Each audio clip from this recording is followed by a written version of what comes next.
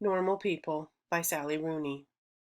A little over 30 years ago, I saw a movie called The Princess Bride, and I was introduced to the concept of true love. Not that I'd never heard of it before, just that I hadn't thought about it as an ideal.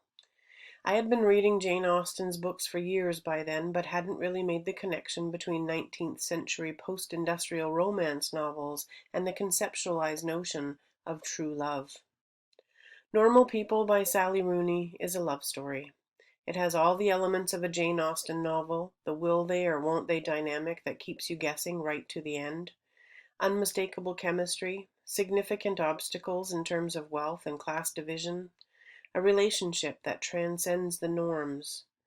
Marianne and Connell are a mismatched pair, both deeply damaged people, both longing for something normal.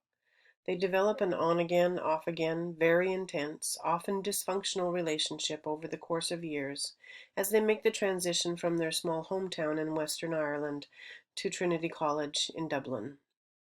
Connell and Marianne never really fall into the roles of boyfriend and girlfriend in the traditional sense. They merely break each other's hearts over and over again. In their final year of high school, Connell enjoys all the popularity of a well-liked and handsome athlete. Marianne is a social pariah. She is aloof and odd and friendless. Marianne's family is very rich. Connell's mum is the woman who cleans their house.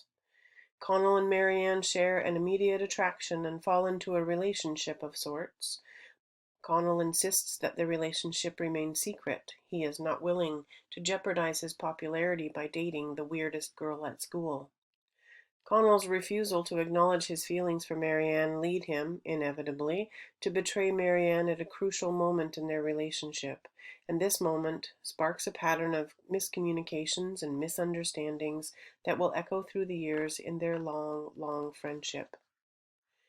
Once Marianne and Connell arrive at Trinity College, they experience a significant role reversal. Marianne's wealth gives her status, and what was perceived as weirdness in her hometown is interpreted as intellectualism and sophistication by her new friends at Trinity. Connell is at Trinity on a scholarship. He doesn't have the right clothes or the right accent, and for the first time in his life, he struggles to fit in.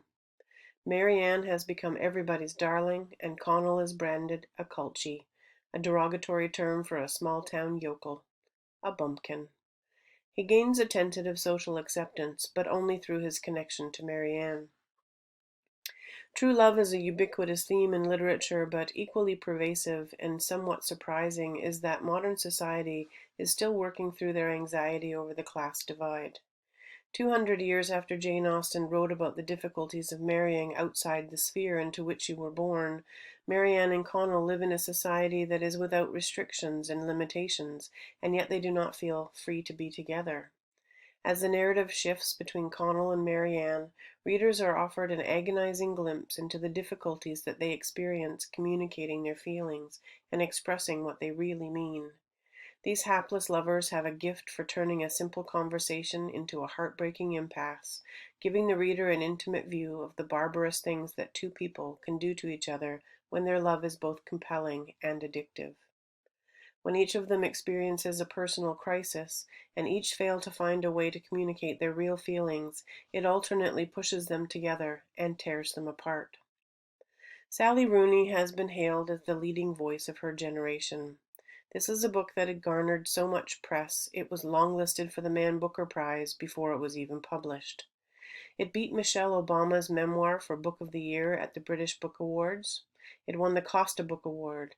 It was the Irish Novel of the Year at the Irish Book Awards, and it was Waterstone's Book of the Year. It has been longlisted for a long list of other prizes.